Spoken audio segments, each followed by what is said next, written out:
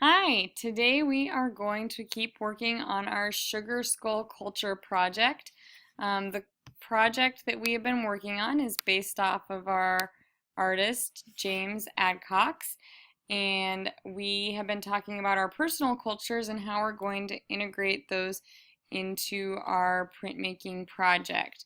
So just as a review, I met with this artist, James, and went and saw his studio. He's lived in Texas and he's lived in Nome, and he loves to do artwork that tells stories. So I checked out his studio and it is full of things that inspire him, probably just like your locker or your bedroom might be full of things that inspire you.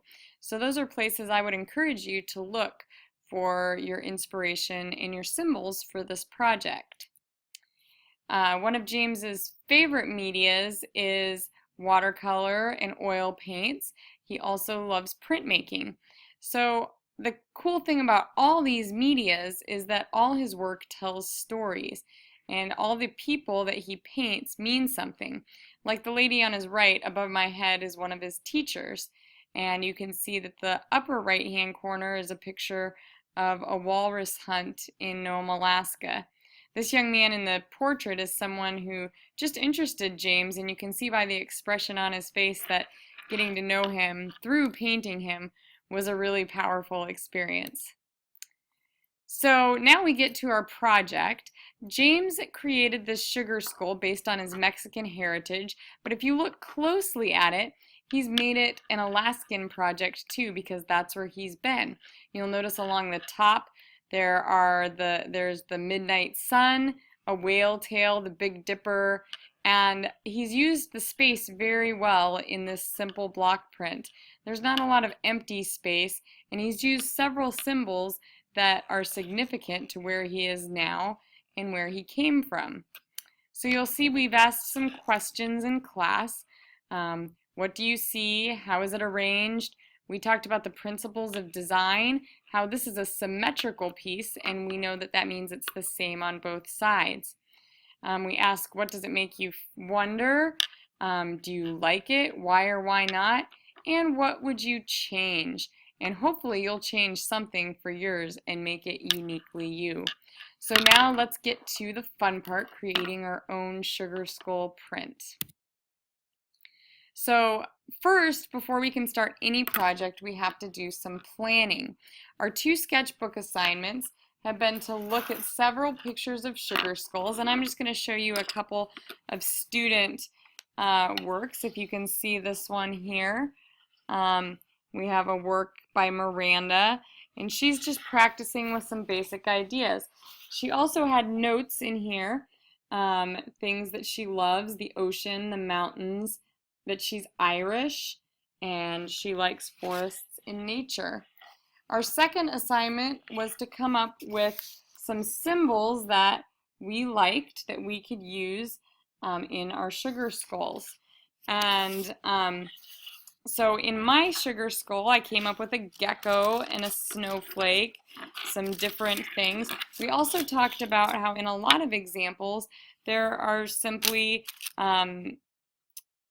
patterns that are connecting and keep the movement going in the overall design so that there isn't a lot of empty space. I went ahead and did a couple of practices. I practiced on this piece of block, which I might carve out later, but I wanted to use the same material as my classes, so I started again on a piece of linoleum. And we talked about symmetry, and so I have just drawn on this half of my sugar skull.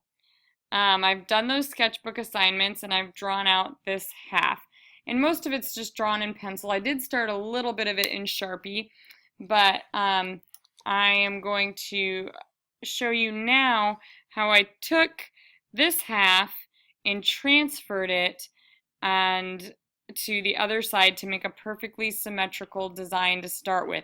Keep in mind that I might add more to this later, but it's nice to start with a symmetrical skull and a few symmetrical images.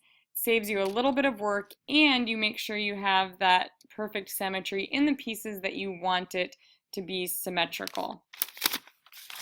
So after I traced that half of the skull on tracing paper, I have a piece of tracing paper that looks like this.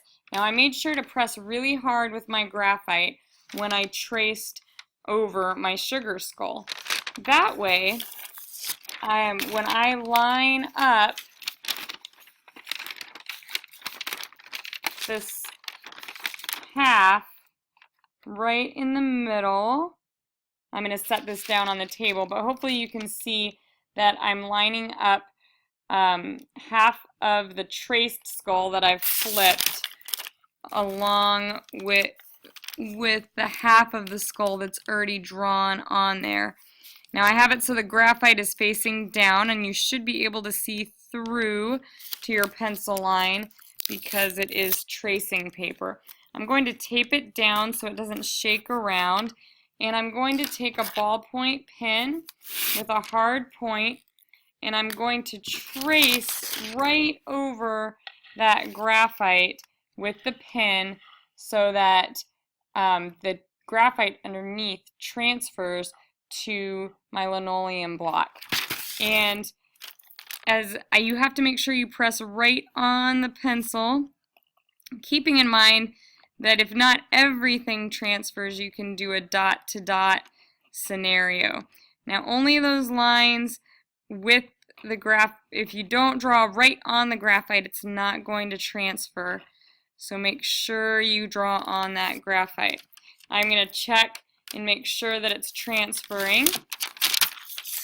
Now not all of this is done yet, but you can see that I'm getting a symmetrical design that I can trace over. And you can see the next step that's starting to happen is I'm starting to go over it in Sharpie marker. So here we have the steps, tools, and procedures. We've already traced the other tools that we're going to need. I will get out and show you next. These next two tools that we're going to use are very important. They are the linoleum carving tool. As you can see, this has a curved blade, but within the handle or within a box, you have several other blades that you can choose from, varying in widths. So if you need to work on a large area or a narrow area, you have a choice. The other important piece is this wood carving block that we're able to hook onto our desks and then set our block into. When we carve a linoleum piece, we always want to carve away from ourselves, and we don't want to carve too deep. So we want to carve out the negative space, which is the space around. Don't put your hand in front of your piece, but carve around these lines. We're creating one big rubber stamp. If you need to change blades, all you have to do is loosen your tool, take out that blade, and you can get a wider scoop for wider areas. And keep carving. So now we've got a design, we've started carving, and our next step, next time we meet, will be to learn about the brayer and the ink and making different prints. So I will see you next time when we are done cutting out the negative space in our sugar skull, and we get to start making prints of our cultural piece. Remember our requirements. We want it to be symmetrical, always planning, working with that creative process, and we're going to be sharing, so don't forget to document along the way. Remember to think of those 5 cultural symbols, and always quality, craftsmanship, on task, and cleaning up. Some of you have opted to do the watercolor option. and you've been talking to me about that. We've seen some really neat work with some watercolored sugar skulls and some things that James has us remember. Try and have things that tell a story and capture personality. Keep motivated for your deadline, and remember that anything can be beautiful if done right. Have a great day, and I'll see you next time.